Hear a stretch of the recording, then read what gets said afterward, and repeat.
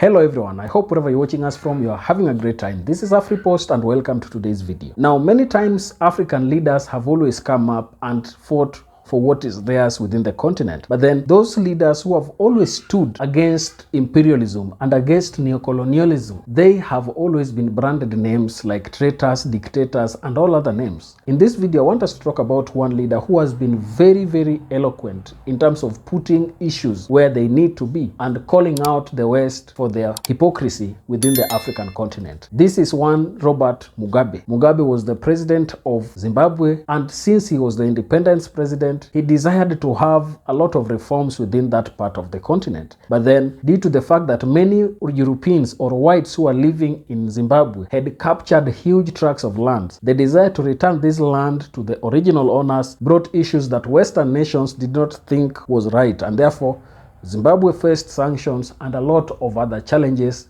that has been highlighted in many avenues. In this video, I want us to watch this speech by one Robert Mugabe when he was speaking of the positive things and the need for China to continue investing in Africa and why he hates the Western nations. Let's watch and react to it at the end. Before I read my statement, I must say, after listening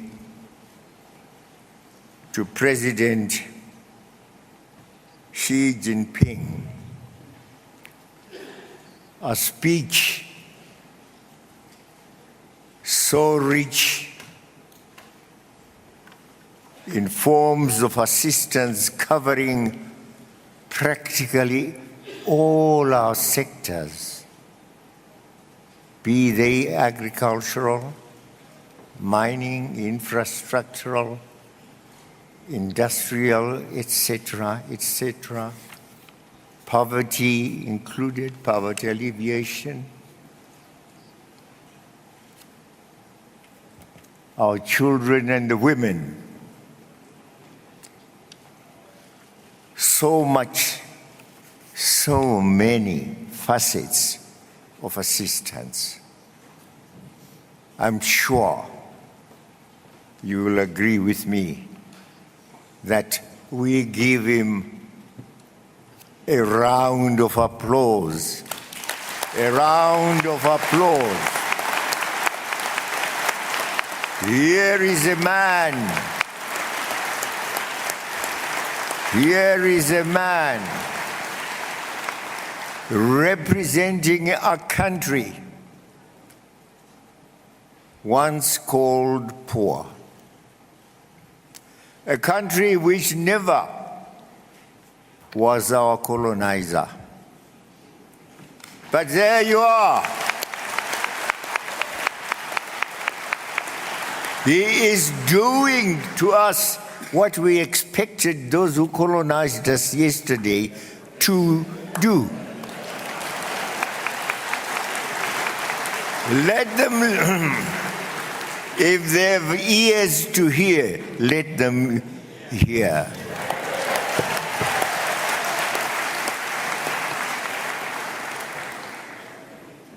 We will say he's a God-sent person. May God bless China and its people.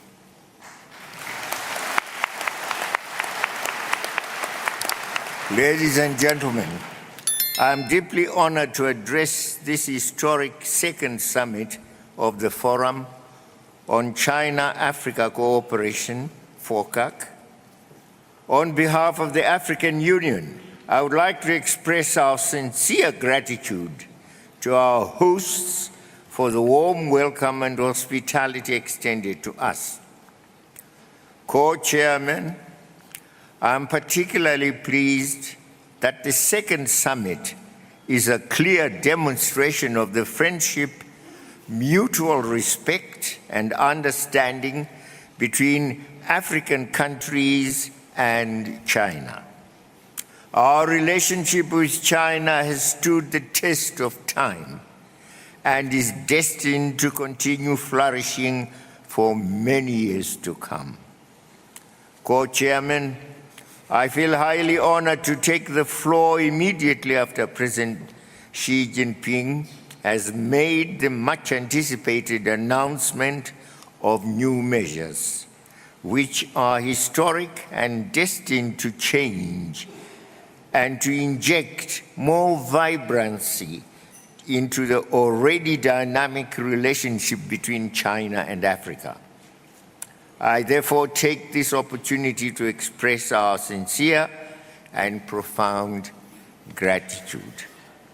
Once again, our detractors have sought to portray and reduce our relations to purely commercial ties, driven, in their view, as they say, by China's appetite for and desire to extract raw materials from our continent.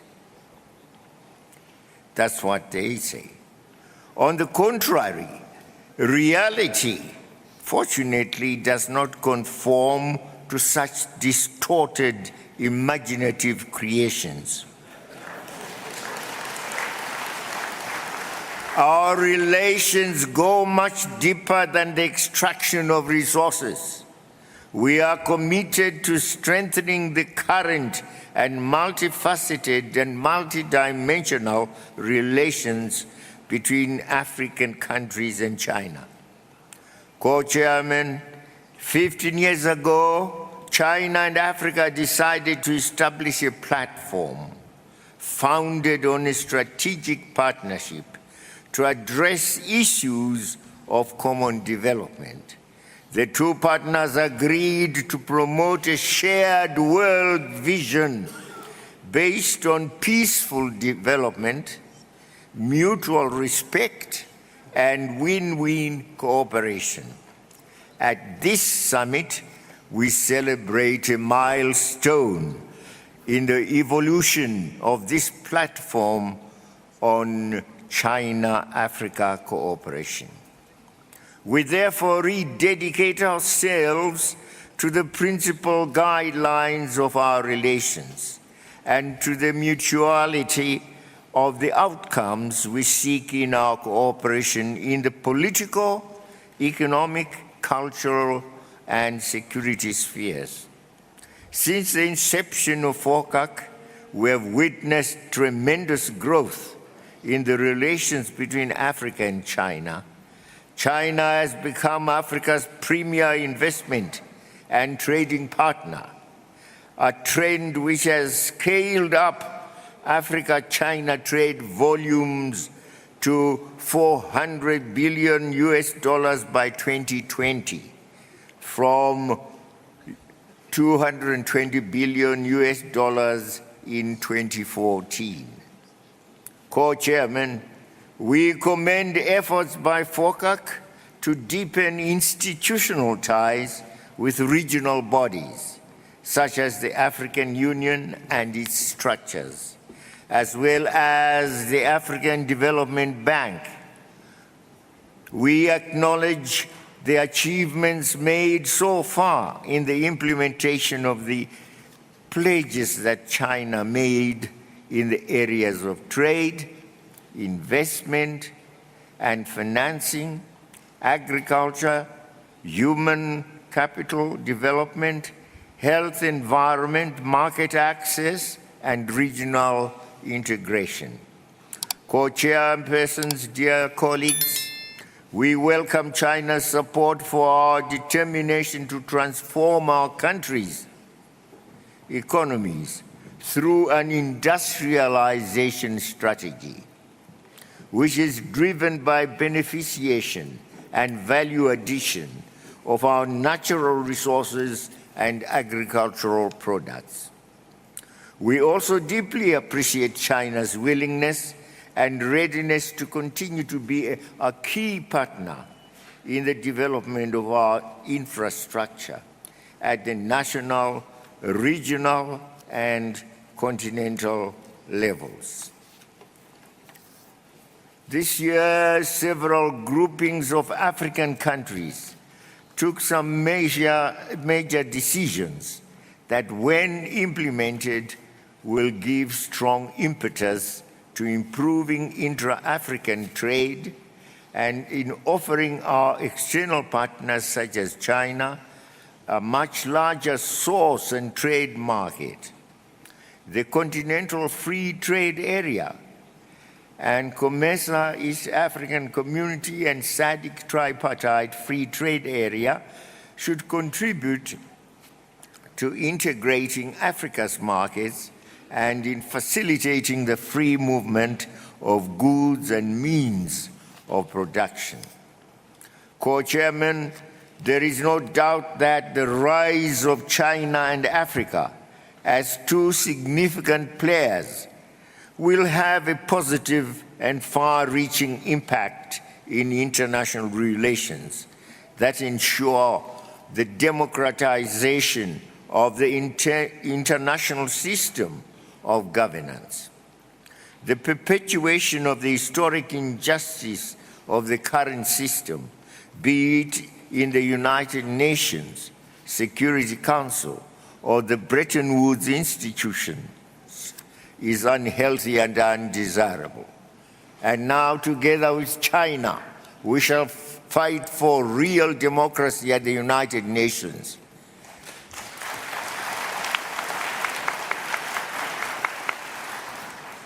We continue to count on China's support and solidarity, therefore, in redressing this situation. Co-Chairman, the past 15 years of our cooperation in the context of FOCAC shows that this forum has induced and has been responsive to the dynamics of our evolving relationships. As we go forward in pursuit of implementing the global development agenda that we adopted in New York at the United Nations last September, it is proper that we assess the efficiency of our forum in the new development context. I am in no doubt that we will carry out this exercise with sincerity, mutual trust, friendship, and focus on concrete results, which are the bedrock of the foundations of FOCAC. Dear colleagues, distinguished delegates, as I conclude, I am confident that our deliberations here in Johannesburg will reinforce the interdependence between China and Africa as we pursue our shared vision. Long live Africa-China relationship. Long live the Forum for Africa-China Cooperation. And I thank you. Now, from that video, you'd understand why many Western nations did not like what Mugabe was doing. Because if you look at it, Mugabe was somebody who was loved by his people. And this fact made many Western nations not like him because they did not want a leader who desired to put interest of the people first. They put sanctions on Zimbabwe, and this limited Zimbabwe's economic growth and shrinked every sector of the economy. I remember the other day I did a video about Muammar Gaddafi, and this thing is really evident here. And I even worry for some of our brothers in the Sahel region, people like Ibrahim Traore. They are very visionary leaders who have said that they don't want any form of control from the West in their countries. And this has led to some of them being kicked out of the regional body ECOWAS by some leaders who remain as puppets of the West. So it is very important that Africans, especially African leaders, to come together and understand that it is upon them to identify solutions to African problems. We cannot depend on the West, and the West cannot be the point where we get our solutions. I don't know what to think about this topic, but please, if you're watching us for the first time, don't forget to subscribe to our channel, like this video, and also share. Also remember to give us your opinion on the comment section so that we may also understand your perspective on the topic. Thank you, and may the good Lord bless you. Goodbye.